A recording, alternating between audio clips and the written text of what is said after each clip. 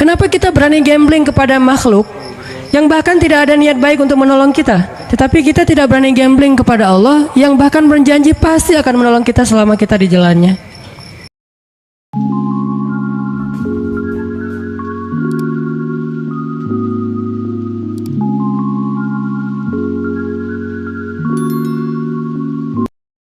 Ada seorang ulama namanya Ibrahim Al-Asom.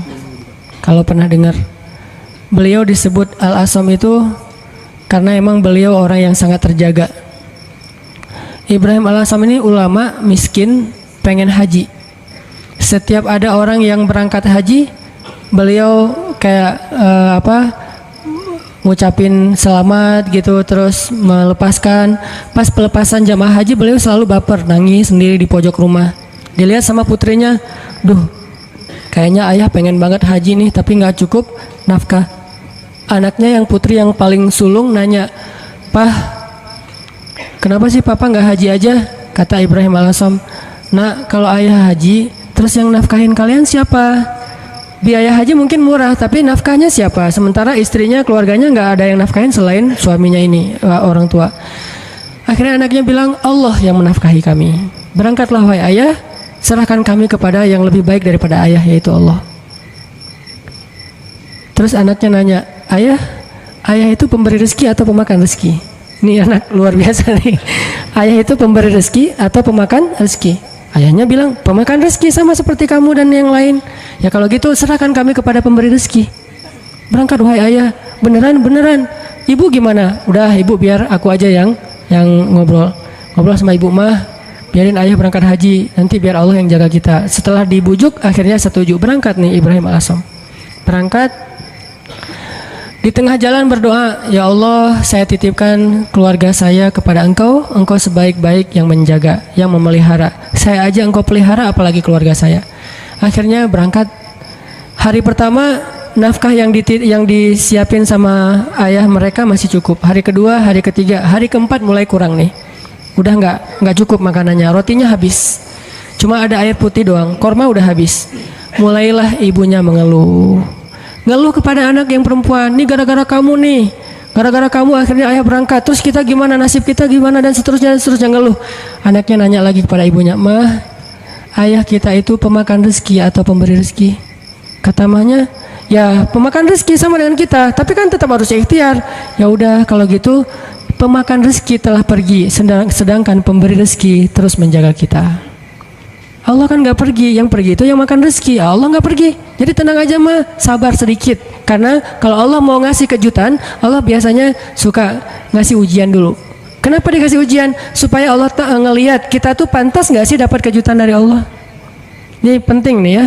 Kalau Allah pengen ngasih kita surprise, Allah biasanya nguji dikit. Kenapa diuji? Karena Allah pengen lihat kita tuh pantas nggak sih dapat surprise yang luar biasa dari Allah. Kalau kita bersabar, Allah kasih tuh kejutan yang luar biasa. Sabar mah, sabar. Gak lama kemudian lewatlah satu rombongan dari raja, rombongan pangerannya lewat berburu kehabisan air. Akhirnya ada satu pengawal datang ke rumah Ibrahim Al-Asom, ngetuk pintu minta tolong diberikan air. "Assalamualaikum." "Waalaikumsalam. Saya rombongan pangeran, kita kekurangan air, boleh minta air dari sumur kalian?" Kata istrinya, "Boleh, silakan ambil aja sesukanya." Air berlimpah. Akhirnya ngambil, dibawa ke pangeran. Sampai di rombongan pangeran ini mereka minum, airnya manis. Nggak seperti air sumur yang lain, kayak dikasih gula gitu, manis banget airnya. Ini air kok manis? Akhirnya pangerannya heran, "Nih kamu dapat dari sumur mana sih, kok airnya kok rasanya manis dan segar gitu? Kayak es teh manis lah pokoknya ya. Airnya manis, segar, habis makan warung Padang kan es teh." Akhirnya mereka balik ke rumah itu, tanya, "Ini rumah siapa?" "Ini rumah Ibrahim Al-Asom." "Oh, Ibrahim Al-Asom selebgram itu gitu." Kan terkenal Ibrahim Al-Asom waktu itu jadi selebgram, semua orang tahu, tapi nggak tahu wajahnya, cuma tahu namanya, nama besar lah ya. "Oh, Ibrahim Al-Asom ulama besar itu, ahli tasawuf." Ya, seperti yang orang-orang sering ngomong-ngomong.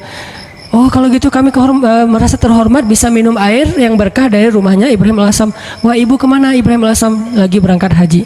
"Apa yang kalian butuhkan?" Allah yang mencukupkan segala kebutuhan kami. Kan harga diri ya, nggak mau mengemis. Akhirnya pangeran ini ngomong ke semua menteri, keluarkan semua barang-barang berharga kalian, serahkan kepada keluarga Ibrahim alaihissalam sebagai bentuk terima kasih karena udah nolong kita ngasih air. Akhirnya mereka ngasih emas segala macam berpeti-peti gitu, taruh di rumah Ibrahim alaihissalam dan mereka melanjutkan perjalanan. Setelah mereka pergi, anak perempuan ini bilang lagi, "Mah, ayah itu pemakan rezeki atau pemberi rezeki?" Wah, pemakan rezeki. Allah yang semangat sekarang. Mamanya udah semakin yakin. Ayahnya pulang, harta itu belum habis. Selama beberapa tahun mereka bisa makan tanpa harus bersusah payah. Nah, ini artinya tingkat keyakinan kepada Allah itu setelah ikhtiar pastinya memberi kita kejutan-kejutan yang kita nggak pernah bisa ngebayangin. Nah, dalam hidup kita kadang-kadang harus berani bertaruh karena Allah. Kan kita sering gambling karena manusia kan? Kita gambling ngutang ke satu perusahaan yang nanti bayarnya lebih mahal, lebih bertambah. Kita ngutang 10 juta, bayarnya jadi 13 juta. Kita gambling, ketutup lah. Orang saya nanti untungnya sekian-sekian. Gambling kan? Kenapa kita berani gambling kepada makhluk yang bahkan tidak ada niat baik untuk menolong kita, tetapi kita tidak berani gambling kepada Allah yang bahkan berjanji pasti akan menolong kita selama kita di jalannya? Kenapa nggak berani gambling kepada Allah? Nikah tunggu mapan dulu. Kenapa nggak gambling aja nikah? Nanti Allah mapankan. Bukankah janji Allah gitu? Kalau mereka fakir, kalau mereka fukoro, kalau mereka nggak punya makan, Allah yang akan memberi makan. Kan beres? Jadi datang ke calon mertua, "Pak, saya pengen melamar anak Bapak. Udah punya kerja apa? Belum, Pak. Terus gimana memberi makan anak saya?" Allah yang memberikan makanan. Dan ngomongnya jangan ragu-ragu, yakin. Allah, Pak. Bapak mau saya sebutin hadis-hadisnya? Siapin aja buku hadisnya beberapa lembar ya. Silakan, Bapak boleh dibaca-baca pas waktu senggang. Mungkin waktu itu nggak langsung diterima. Hidayah orang kan bertahap ya. Waktu itu minimal dia udah ngerti dulu. Hari seminggu kemudian setelah dia baca hadis-hadis, akhirnya dia nelpon untuk ngomong lagi, minta hadis yang lain, tapi nggak nerima gitu. Cuma pengen belajar agama doang. Intinya teman-teman, yakin sama Allah. Bukan nunggu mapan baru nikah. Nikah Allah mapankan. Nunggu punya bekal baru berangkat ke luar negeri ke Mesir. Berangkat dulu, nanti Allah kasih bekal. Toh itu yang sering saya jelasin, yang kalau di YouTube kan namanya tuh gimana saya berangkat ke Mesir nggak bawa bekal. Ikhtiar udah mentok, dan mentok-mentoknya cuma dapat $1.000. Udah mentok banget tuh. Tabungan dikuras, kemudian ikut beberapa perlombaan supaya dapat hadiah. Memang waktu itu saya nggak ikhlas, pengen juara supaya dapat hadiah, dapat 500.000, dapat 1 juta. Wah, bisa dikumpulin $1.000, habis bayar tiket sama travel. Nggak ada uang sisa sama sekali, $1 juga nggak. Kan ikhtiarnya udah mentok nih. Apakah doa pernah mentok? Doa itu nggak ada mentoknya, ada aja terus. Ya udah, ya Allah, saya udah ikhtiar, dapatnya cuma $1.000. Sisanya pasti banyak, cuman ada di sisi Allah, bukan di sisi saya. Ada banyak, cuman di sisi Allah. Allah ghaniyun, Allah maha kaya. Wa ma indallahi khair, dan apa yang ada di sisi Allah pasti lebih baik daripada yang di sisi kita. Allah ngasihnya pas kita butuh. Sekarang saya kan belum butuh, butuhnya buat bayar travel. Ya udah, Allah bayarin dulu buat travel.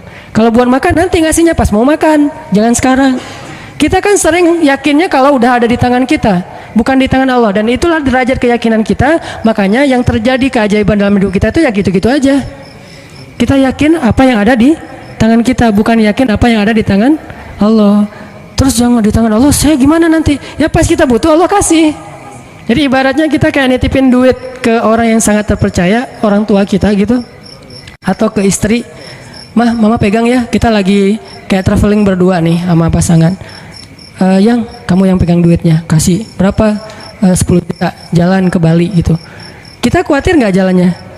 Enggak, orang duitnya udah pegang pasangan kita kan, dan kita percaya nggak mungkin dia duit itu dipakai sendiri. Tiba-tiba dia beli gaun, beli apa, habis aja duitnya. Nggak mungkin, dia paham manajemen keuangan kita. Pas, "Mah, bayarin taksi," dikeluarin sama dia. "Mah, bayarin kasih tips ke bel misalnya di hotel, bayarin sama dia 15.000, 20.000. Ada terus ketika kita butuh. Gitu juga kita menitipkan nasib kita kepada Allah. Masalahnya cuma yakin, bukan ada apa enggak. Adanya pasti, yakin enggak, itu doang masalahnya. Sama kayak kita nitip ke pasangan tadi, ada duitnya. Yakin nggak bahwa duit itu nanti akan dikasih pas kita butuh? Yakin. Berarti ke Allah juga harusnya kayak gitu. Bukan nggak ada duitnya, bukan nggak ada hartanya, bukan nggak ada kebaikan dan anugerah itu. Ada banget. Cuman yakin nggak kita Allah sebaik-baik yang memelihara? Berangkat ke Mesir, butuh makan, baru Allah kasih buat makan. Butuh bayar kos-kosan, awalnya 3 bulan pertama, baru Allah kasih buat kos-kosan. Butuh, setiap butuh Allah kasih. Toh selama saya di Mesir, saya nggak pernah tuh ngerasa kurang dari kebutuhan saya, walaupun nggak megang lebih, tapi nggak pernah merasa kurang. Sama kan? Apa bedanya dengan orang yang megang lebih? Nih ya, ada 2 orang nih. Yang satu pegang duit banyak, tapi yang dibelanjakan segitu-gitu aja. Yang satu nggak pegang duit banyak, tapi yang dibelanjakan juga sama dengan yang pegang duit banyak. Bedanya apa? Cuman beda tenang doang ya. Yang satu tenang karena megang duit banyak, yang satu nggak tenang karena nggak megang duit kan. Cuma beda itu doang, padahal yang dibelanjain sama. Kalau nggak punya duit nanti mau beli sesuatu yang mahal gimana? Ya berdoa aja minta yang mahal. Ya Allah, pengennya sih Alphard, duit nggak ada. Kita kan baru berani milih barang mahal kalau kita punya duit banyak kan. Kenapa nggak berdoa yang mahal walaupun kita nggak punya duit? Di situ belajar iman, belajar yakin sama Allah, belajar la ilaha illallah. Saya dulu pas mau beli rumah, memangnya saya punya duit? Yang saya juga cerita tuh, duitnya berapa? Cuma 30 juta. Rumah yang dicari 300 juta. Rumah yang didapat 700 juta. Coba gimana tuh? Logikanya nggak masuk. Tapi yakin aja sama Allah, jalan aja tuh, jalan-jalan. Azan asar, Allahu Akbar, Allahu Akbar, Allah Maha Besar. Masuk ke masjid, sholat. Nggak kepikiran juga habis sholat dapat rumah.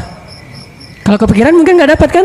Kepikirannya Allah yang panggil, nih bos manggil nih, nggak boleh ditunda-tunda kan? Bos yang manggil, datang. Sholat, habis sholat ketemu jemaah, Ustadz lagi ngapain? Nggak, lagi jalan-jalan, senyum-senyum malu gitu. Jalan-jalan kok jauh-jauh ke sini, daerah Cimahi pelosok gitu. Nggak, lagi nyari rumah pak. Wah kebetulan Ustadz, saya juga lagi jual rumah 700 juta, ada yang minta, saya nggak lepas. Senyum aja. 700 nggak dilepas, apalagi 300. Enggak pak, saya nyari-nyari yang kecil-kecil aja, yang 2 kamar buat saya sama anak. Oh udah Ustadz, lihat aja dulu, siapa tahu berubah pikiran. Enggak apa-apa, makasih gitu. Pulang nih, malam dia telepon lagi, Ustadz please besok datang ya. Ini benar ya kata Nabi, kalau kita nggak mencari dunia, dunia tuh ngejar-ngejar kayak memelas gitu, begging ke kita tuh. Bayangin dunia begging. Please Ustadz datang, please Ustadz ambil saya, kata si rumah teh. Rumahnya minta begging ke saya supaya saya tinggal di situ. Ya saya mah orangnya biasa-biasa aja. Karena nggak yakin kalau itu bisa gitu ya. Ya udah, karena menghargai dia datang besoknya. Bukan untuk ngelihat rumah, menghargai orang yang meminta. Datang pas ngelihat garasinya muat 3 mobil, makin nggak mungkin. Ada kolam renang anak, makin nggak mungkin.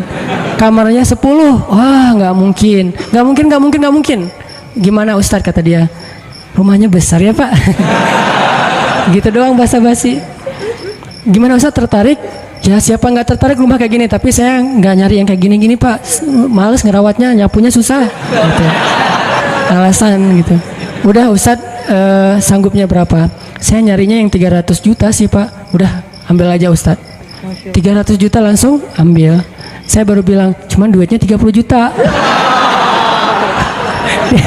Mungkin dia nggak enak juga mau ngomong, Ustadz ngomong dari tadi kayak gitu ya. Saya duitnya cuma 30 juta pak, boleh nggak saya cari dulu cicilan kemana gitu. Saya lagi nyari-nyari yang finance cari untuk cicil. Udah Ustadz nggak usah gitu-gitu, ribet. Udah nyicil ke saya aja kalau Ustadz ada duit. Berapa lama nih? Ya terserah Ustadz. Mau setahun, 2 tahun, 10 tahun, terserah Ustadz deh. Alhamdulillah sampai setahun lunas. Allah kasih rezeki. Yang tadinya kita tuh nggak punya rezeki sebanyak itu untuk bisa ngelunasin utang besar. Tapi begitu Allah kasih kesempatan, bukan sengaja mau berhutang, Allah mudahkan, ya udah. Akhirnya ada aja jalan. Saya usaha awalnya jual beli pulsa gitu kan, ada 60 cabang pulsa dulu di Bandung, belum ada Indomaret, Alfamart. Terus mulai naik lagi jual beli mobil bekas, mulai naik lagi main di properti sedikit-sedikit, nggak banyak, nggak gede sih. Tapi di situ Allah ternyata benar ya, kalau kita Mintanya ke Allah, Allah maha kaya, bisa ngasih lebih dari yang bisa dikasih oleh manusia. Kalau minta ke manusia, minta banyak-banyak amat sih, kan gitu kan ya. Minta ke perusahaan finance, pasti dia minta jaminan. Jaminannya dia akan ngasih minimal, maksimal setengah dari harga anggunan yang kita gadaikan. Itu artinya kita selama ini belum bisa tenang, belum bisa tumakninah kalau belum ngelihat materi itu di kantong kita, di saldo kita. Seolah-olah kalau itu di tangan Allah nggak ada. Itu masalah kita. Masalah kita di situ, teman-teman. Seolah-olah kalau masih di tangan Allah itu belum ada. Padahal di tangan Allah itu lebih ada daripada di tangan kita. Kenapa? Di tangan Allah itu nggak akan raib. Nggak ada yang bisa nyolong di tangan Allah. Di tangan kita banyak yang bisa nyolong. Di tangan Allah itu nggak mungkin diambil orang, dicopet, dijambret, nggak mungkin. Di tangan kita gampang banget dijambret. Di tangan Allah nggak mungkin salah ngitung. Di tangan kita gampang salah ngitung. Di tangan Allah nggak mungkin mubazir, sia-sia, salah penggunaan. Di tangan kita mungkin banget salah digunain. Akhirnya mubazir, sia-sia. Artinya apa yang di tangan Allah khair. Wa ma indallahi khair, benar-benar lebih baik. Cuman Allah kenapa nggak nunjukin fisiknya? Karena Allah nggak pengen kita melihat itu dengan mata kita. Allah pengen kita melihat itu dengan hati dan iman kita. Jadi yang bisa mendapatkan apa yang di tangan Allah itu hanya orang yang bisa ngelihatnya dengan iman dan hatinya, bukan dengan matanya. Kalau kita cuma ngandelin mata terus menerus, berarti yang kita akan alami dalam hidup itu hanya yang terlihat saja. Yang tadi saya bilang logis dan ilmiah, dan itu nggak ajaib. Walaupun itu juga hal-hal aja sih, baik-baik aja buat kita. Tapi kan kita pengen naik level lebih baik, lebih enjoy lagi dengan hidup. Berarti kita harus belajar menggunakan mata batin. Dan mata batin ini adalah iman. Mata batin ini basiroh. Mata batin ini adalah tazkiyatun nufus. Mata batin ini adalah al-qalb, hatinya. Al-fiqhu fiqhul qalb. Pemahamannya bukan pemahaman fikiran. Pemahamannya fiqhul qalb, fiqhul qulub, difahami dengan hati. Itu teman-teman dalam segala urusan, mau kerjaan, mau skripsi, mau kuliah, mau jodoh, mau apapun, gunakan bukan hanya mata fisik kita untuk melihat kayak nggak ada tanda-tandanya nih. Mungkin di sini nggak kelihatan, tapi di sini Allah yang mendatangkan. Tiba-tiba ada keajaiban terjadi dalam kehidupan kita. Dan saya sering ngalamin yang kayak gitu-gitu tuh sering banget. Termasuk ketika dapat musibah. Kalau kita tahu bahwa kalau kita dapat musibah dan kita ridho, bukan ikhlas ya. Kalau ikhlas kan ibadah. Kalau musibah namanya ridho. Walaupun orang Indonesia suka bilang yang ikhlas ya, bukan yang ikhlas, yang ridho ya gitu. Kalau kita ridho dengan satu musibah lalu kita serahin sama Allah, Allah tuh gantiin yang lebih banyak loh. Masalahnya kita nggak yakin. Dapat musibah langsung panik, langsung putus asa. Harusnya pas dapat musibah tetap kita ikhtiar untuk menyelesaikan masalah kita, mencari jalan keluar, mengambil kembali hak kita. Tapi itu jangan sampai mengalahkan porsi kita meminta kepada Allah gantinya yang lebih baik. Begitu dapat musibah, ini bukan cuma antara kita dengan orang, tapi antara kita dengan Allah. Ya udah, kalau lo curang sama gua, ya Allah beri saya yang lebih baik daripada yang sudah hilang dari saya. Allahumma ajurni fi musibati wa khlufli khairam minha. Langsung Allah ganti. Dan itu janji Rasul. Mana pernah Rasulullah berdusta? Tidaklah orang berdoa dengan doa itu ketika musibah, kecuali Allah akan memberikan gantinya yang lebih baik untuk dia. Tapi kita harus benar-benar yakin dan bijaksana. Maksud bijaksana di sini, jangan mendikte Allah harus seperti yang kita pengenin. Kadang Allah ngasih yang lebih baik, nggak mungkin yang lebih kurang. Minimal sama atau lebih baik, nggak mungkin kurang dari itu. Doa, saya pernah mobil saya diserempet orang, terus orangnya pergi. Saya ini ternyata untuk benerin mobil yang keserempet itu 1,5 juta. Langsung doa waktu itu juga, pas lagi kena musibah. Jangan tunggu marah dulu beberapa hari baru doa. Saat itu juga, Allahumma ajurni fi musibati wa khluf li khairan minha. Orangnya udah nggak ketahuan di mana, nggak bisa ngejar lagi. Tapi saya udah rugi 1,5 juta. Gimana nih ya Allah, beri saya ganti yang lebih baik. Seminggu kemudian Allah ganti 15 juta. Benar kan? 10 kali lipat 15 juta. Dan itu bukan sedekah, bukan pemberian orang yang kasihan. Allah kasih jalan mungkin lewat usaha apa, lewat penghasilan apa, lewat untung dari mana. Yang jelas halal. Dan itu 15 juta 10 kali lipat. HP saya jatuh. HP waktu itu harga yang punya pertama harga 2 juta. Ada qiyamul lail di masjid markasnya Pemuda Hijrah. Saya bangun jam 2, acaranya jam 2. Jadi udah telat kan. Bangun langsung panik gitu. Orang-orang pada nunggu. Miss call udah 15 gitu, banyak banget. Ustaz kemana aja? Akhirnya panik, wudhu. Karena panik pakai baju segala macam, HP jatuh dan kacanya langsung pecah dan gak bisa dipakai. Saat itu juga saya doa, ya Allah beri saya ganti yang lebih baik darinya. Berangkat ke masjid. Paginya Allah ganti dengan Note 5 yang waktu itu harganya 10 juta. Gimana caranya? Allah punya banyak cara, ada aja. Tiba-tiba ada usaha ini yang mungkin untung sedikit, dari sini ada apa, ada yang hadiah atau ada apa. Banyak banget subulana, jalan-jalan kami, tinggal minta aja sama Allah. Sehingga kalau kita yakin dengan ini, begitu diputusin, kita adik kakak aja ya, nggak apa-apa. Langsung nih, kan dalam kondisi kayak gitu kayaknya kita lagi ngejos banget ya imannya, doanya lagi khusyuk banget tuh, sholat aja nangis-nangis kan, padahal imam tuh belum baca ayat kita udah nangis. Allahu Akbar, takbirnya aja khusyuk, coba subhanallah itu. Kalau lagi diputusin emang gitu banget sih sholatnya. Pernah nggak sih ngerasain? Nggak pernah ya. Pokoknya waktu yang paling enak berdoa itu lagi habis diputusin, habis rugi, pokoknya lagi banyak masalah tuh doanya enak banget tuh. Tilawah Al-Quran baru Alif Lam Mim udah nangis. Belum juga ayatnya la uqsimu biyaumil qiyamah, tentang Al-Haqqah, enggak, bukan ayat-ayat kiamat. Alif Lam Mim doang.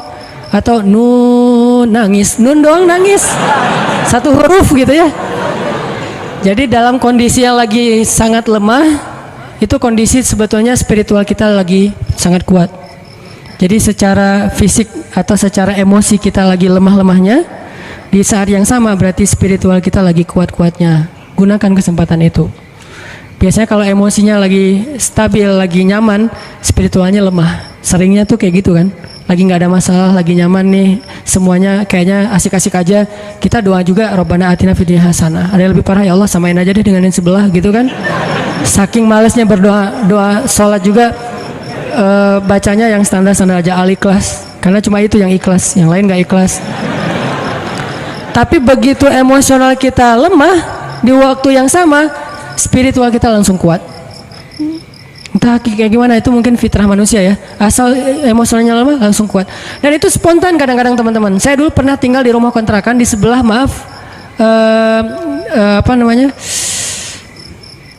lokalisasi. Jadi di sebelah rumah saya itu ada kayak asrama kayak gituan, kupu-kupu senja. Saya persis di sebelah rumahnya di Bandung tuh, namanya Jalan Saninten. Kan ada Saritem, ada beberapa kan. Nih ada Saninten juga. Saya tinggal di sebelahnya. Kalau malam pokoknya kita sering dengar banyak hal-hal aneh aja di sebelah. Kalau saya mau ke masjid, saya sengaja ke masjid itu pakai jubah, pakai sorban, gitu ya. Terus janggut digini-giniin, padahal nggak panjang, tapi digini-giniin. Jalan depan cewek-cewek itu sore kan mereka udah pada duduk, udah selesai dandan, udah wangi kan, duduk depan gang tuh. Saya jalan, Assalamualaikum, Waalaikumsalam. Lewat. Kadang-kadang kalau malam mereka nggak kenal saya lagi lewat pakai motor gitu, langsung disamperin, om gini. Saya tinggal di situ. Oh ya maaf om, saya balik panggilin. Suka dipanggil-panggil gitu. Orang saya tinggalnya di situ. Pas anak udah agak gede, saya khawatir anak jadi nggak sehat dengan lingkungan itu, baru pindah. Tadi mau cerita apa ya? Hah? Oh ya, spontan ya. Nah, yang punya tempat itu pastinya nggak pernah sholat, dan memang preman juga sih, badannya gede. Kalau dengan saya mungkin 4 kali saya lah, gede banget pokoknya, gede banget orangnya, tinggi besar, dan nggak ada yang berani sama dia. Ada gempa waktu itu di Bandung, siang-siang gempa, dia lagi tidur di atas, biasa tidur pagi gitu, jam 10 pagi tidur, pas gempa dia langsung loncat ke bawah, Allahu Akbar, Allahu Akbar. Saya kira ada demo apa gitu, dia takbir sendiri, Allahu Akbar, takbir. Coba bayangin, berarti kan spontanitas fitrah manusia itu ketika emosionalnya terganggu, spiritualnya naik kan. Dan itu kesempatan kita untuk kembali ke Allah banget tuh, karena untuk dapetin spiritual yang sengejos itu, kalau normal susah, kita harus benar-benar ikhtiar. Tapi kalau lagi emosional kita drop, di sisi yang lain, sisi baiknya Allah langsung naikin spiritual kita. Tapi kalau kita abaikan, dua-duanya drop, habis kita. Jangan abaikan. Dia langsung takbir, Allahu Akbar, Allahu Akbar. Saya gempa, keluar semuanya dari rumah, takut runtuh. Pas udah beres gempa, ketawa-ketawa lagi gitu pada ngobrol. Itu terjadi. Dan keluarga saya juga ada yang kejadian pas tsunami dulu di Aceh, kan saya dari Aceh. Tsunami di Aceh itu ada keluarga saya. Dia nggak sholat subuh. Pagi itu hari Ahad kan, tanggal 26 Desember 2014. 2004, maaf. 2014 mah diputusin sih. Enggak lah, udah lama. 2004 gitu ya. Nah, hari itu ada salah satu keluarga saya, dia nggak sholat subuh. Biasa, bukan waktu itu doang nggak sholat subuh. Biasa dia nggak sholat subuh. Gempanya kalau nggak salah jam 9 apa jam 8, sejam kemudian tsunami. Pas tsunami dia tuh lari hilang, padahal orangnya itu sering berantem, pokoknya jagarnya di kampung lah, sering berantem sama orang-orang di terminal. Tapi begitu tsunami dia lari duluan. Adiknya malah ikut lari sama dia, ditarik sama dia lari. Pas udah di tengah jalan, ingat balik lagi ke rumah karena dia ingat ibu sama kakaknya ketinggalan. Dia pengen nyelamatin ibunya. Kenapa yang satu lari terbirit-birit hilang, yang satu lagi balik? Karena yang satu itu ngerasa banyak dosa. Kalau saya mati hari ini, habis saya nanti di akhirat nih. Dia nggak berani mati. Daripada saya mati tapi belum sholat subuh, lari dia tuh. Yang tadi sholat subuh balik lagi. Nah ini jujurnya ketika spiritual berbicara kan. Mungkin kalau spiritual kita nggak bicara, kita akan sombong, ngerasa apaan sih akhirat, apaan sih tauhid, apaan sih agama, apaan. Tapi begitu ada masalah, yang pertama kita sebut siapa selain ibu kita? Allah, minimal oh my God. Dan itu bentuk dari fitrah manusia bahwa dia masih mengakui Tuhan. Tinggal masalah Tuhan yang mana nih kan itu ya. Tapi masih mengakui Tuhan. Ketika fitrah dan spiritual kita bicara, harusnya kita dengar, dan itulah ucapan yang paling benar. Kalau yang bicara itu emosi kita, belum tentu benar, dia subjektif. Tapi kalau yang ngomong itu fitrah, itu benar banget tuh. Sehingga teman-teman gunakan kesempatan pas lagi dapat musibah, ya Allah, angkat kedua tangan kita, doa kepada Allah, mulai dengan memuji Allah, kemudian salawat kepada Rasulullah, minta yang setinggi-tingginya nggak masalah. Karena kalau Allah nggak ngasih di dunia kayak gitu, Allah kasih kayak gitu di akhirat, bahkan lebih baik dari itu. Apa sih ruginya kita minta, ya Allah, beri saya Ferrari. Ini yang nggak tahu diri nih, mintanya Ferrari gitu. Tapi kan minta ke Allah nggak masalah. Dan kita yakin kalau nggak dikasih Ferrari di dunia, minimal dikasih Ferrari di akhirat. Bangkit dari kubur, ada Ferrari. Halusinasi, ternyata dia belum meninggal, mimpi gitu. Bangkit dari kubur, datang kendaraan nih. Dan benar-benar kan di akhirat ada kendaraan kan. Cuman bahasa hadisnya kendaraan dari cahaya, kendaraan dari amal soleh. Tapi bahasanya kendaraan. Dan kita akan mengendarai kendaraan itu untuk bisa ngelakuin touring sepanjang Padang Mahsyar. Padang Mahsyar tuh touringnya capek banget loh. Itu touring paling heboh tuh. Di mana pusat Padang Mahsyar, teman-teman? Palestina. Hari ketika manusia disidang, dibangkitkan, spot bangkitnya, meeting pointnya itu Palestina. Makanya di dalam Al-Quran Allah menyebutkan Palestina itu dengan istilah yauma yunadil munadi mim makanin qarib. Hari ketika malaikat memanggil manusia dari tempat yang dekat. Semua ulama tafsir sepakat tempat yang dekat itu artinya Palestina, Al-Quds. Siapa yang meninggalnya di Palestina itu sebuah kebaikan yang luar biasa, karena nanti dia akan bangkit lebih dulu dan akan dimudahkan hisabnya. Itulah keutamaan salah satunya meninggal di Palestina, walaupun gak semuanya punya nasib yang sama. Tapi setidaknya manusia bangkit. Terus dari sini ke Palestina ngapain? Gimana jalannya? Mau jalan kaki? Dari Bekasi ke sini aja tadi berapa jam jalan kaki kan? Apalagi dari Sunda Kelapa ke Palestina, itu jauh banget loh. Jalan kaki itu bisa bertahun-tahun sampai ke Palestina. Dan itu bumi yang sekarang. Sedangkan Padang Mahsyar ribuan kali lipat lebih besar daripada bumi sekarang. Dan bumi Padang Mahsyar itu belum ada sekarang. Nanti Allah jadikan lagi setelah kita bangkit. Karena Allah berfirman di akhir surat Ibrahim, yauma tubaddalul ardu ghairal ardi was samawat. Hari ketika ard itu bahasa Arab jadi bahasa Inggris, earth itu bahasa Arab. Yauma tubaddalul ard ghairal ard was samawat. Hari ketika bumi yang lama diganti dengan bumi yang baru. Bumi yang lama namanya bumi yang sekarang, dunia, ardud dunia. Bumi yang baru namanya ardul mahsyar, padang mahsyar. Ukurannya miliaran kali lebih besar daripada bumi yang sekarang, karena semua planet, bintang-bintang itu disatuin jadi satu bumi. Dan matahari cuma jadi satu dan dekat banget. Dan artinya jarak kita ke Palestina aja udah miliaran kali lebih jauh dari sekarang. Kalau nggak punya kendaraan terus mau jalan kaki kapan sampainya? Itulah kenapa ada orang di padang mahsyar ribuan tahun nggak beres-beres. Kenapa? Jalan doang dari ribuan tahun belum disidang.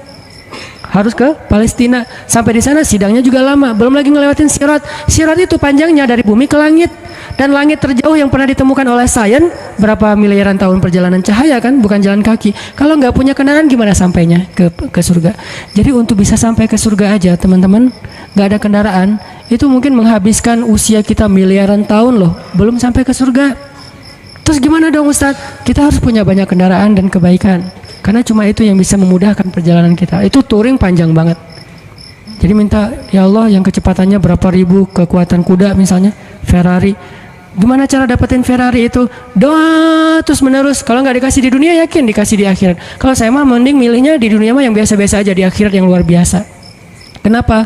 Yang biasa-biasa juga di dunia udah cukup buat kita. Tapi yang luar biasa di akhirat itu emang kita butuhin banget.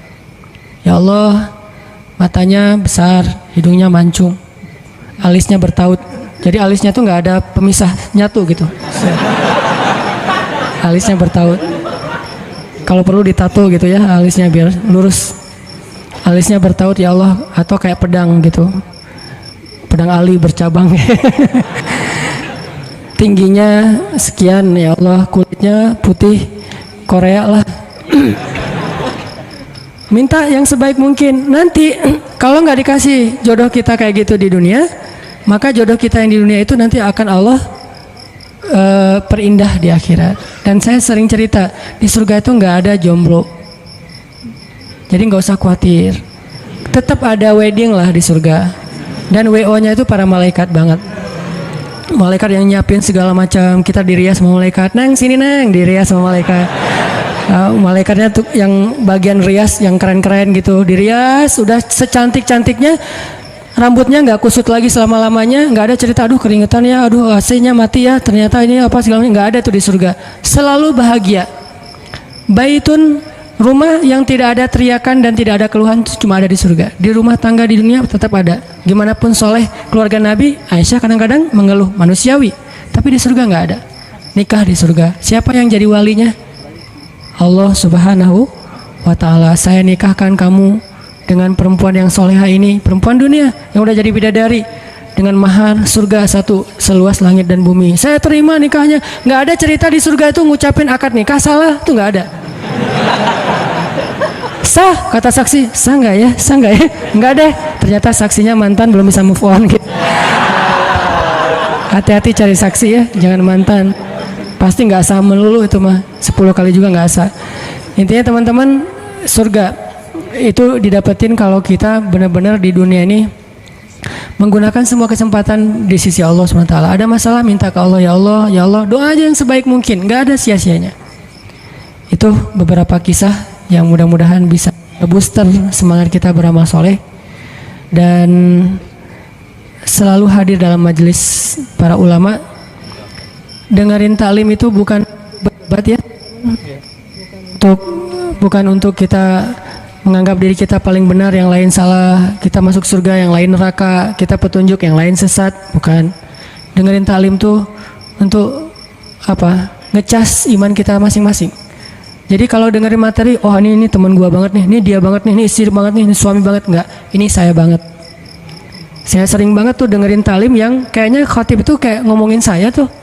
Kan saya udah 2 tahun ini nggak khutbah Jumat, jarang banget khutbah Jumat, sengaja nggak ngambil ya, jadwal khutbah karena saya pengen jadi yang mendengar.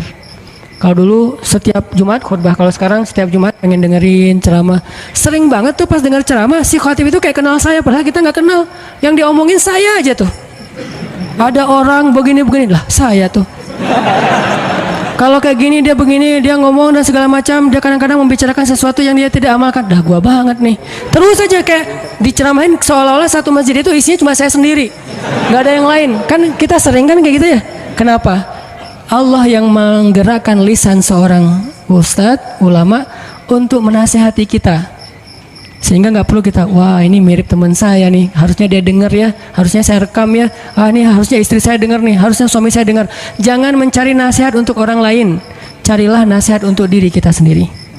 Kalau kita lagi ada masalah sama pasangan, nanti kalau udah ada pasangan maksudnya, kalau kita punya masalah sama pasangan ya, jangan pernah googling hadis-hadis pasangan. Suami googling istri-istri yang soleh hadis search. Jangan. Istri suami yang imam terbaik search. Gak usah cari nasihat buat pasangan. Carilah nasihat buat diri sendiri. Suami hadis-hadis suami yang penyabar search. Ketemu nih, kita jadi semangat lagi. Oh berarti saya yang salah. Istri yang solehah hadis search. Oh saya yang salah. Gitu harusnya, jangan disilang. Kalau disilang semuanya saling menuntut dan saling menyalahkan. Kalau sesuai dengan masing-masing kapasitasnya, semuanya saling memperbaiki diri. Cari buat diri kita. Ikut taklim buat memperbaiki diri, bukan memperbaiki kelompok yang lain. Bukan memperbaiki orang lain, tapi memperbaiki diri kita sendiri. Itu aja, mudah-mudahan ini bisa jadi penyemangat. Saya mohon ampun kepada Allah jika ada yang salah. Mohon maaf jika ada yang keliru. Barakallahu li wa lakum.